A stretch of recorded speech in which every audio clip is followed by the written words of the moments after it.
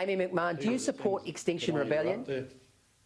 Oh, just hang on for 1 second, Clem. We'll just go to Amy on Extinction Rebellion.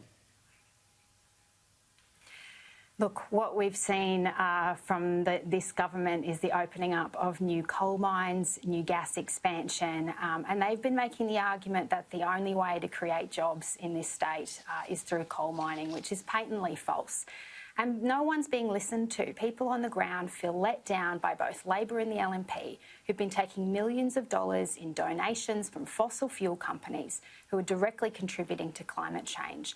And what do people do when they feel desperate, when they're not being listened to, when their local members are defending opening up new coal mines or secret royalties deals with Adani? What are they going to do? Civil disobedience is the end result of a political system that is no longer connected to people on the ground.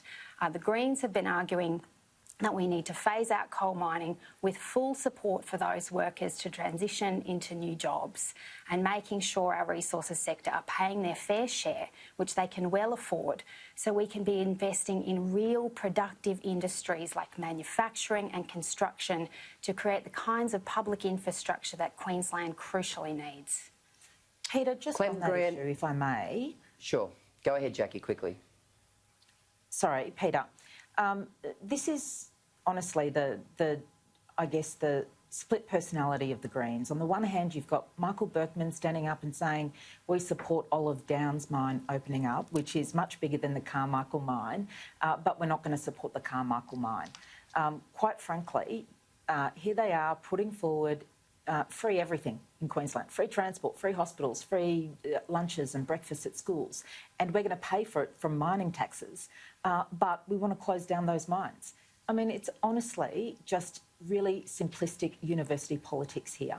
Queenslanders need a plan going forward, and the only party with a plan going forward this election is the Palaszczuk Labor government. If I may, Clem Green, I want to ask you about your preferences. Now, there are some rank-and-file punters in the LNP who are upset that you've put the Greens in front of Labor on the how to votes. How do you respond to that? Right, Peter, the greenest Green in the Queensland Parliament is actually Jackie Trad. Jackie takes Greens policies because she's in competition with them, and she actually writes it into policy. If you go outside Brisbane and you ask all of the people outside Brisbane who is the politician that they would like to see leave or get thrown out of the Queensland Parliament, and they will tell you that Jackie Trad is the one that they want to see go.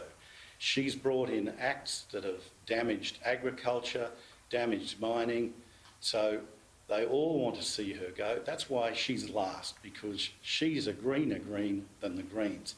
Now, I'd like to comment on two things there, Peter, that were raised before. You asked Jackie about who's going to be in charge.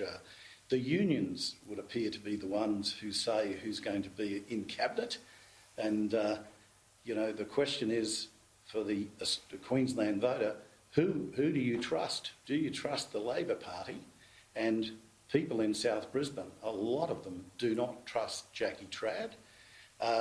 And for Amy, the question was about the Extinction Rebellion.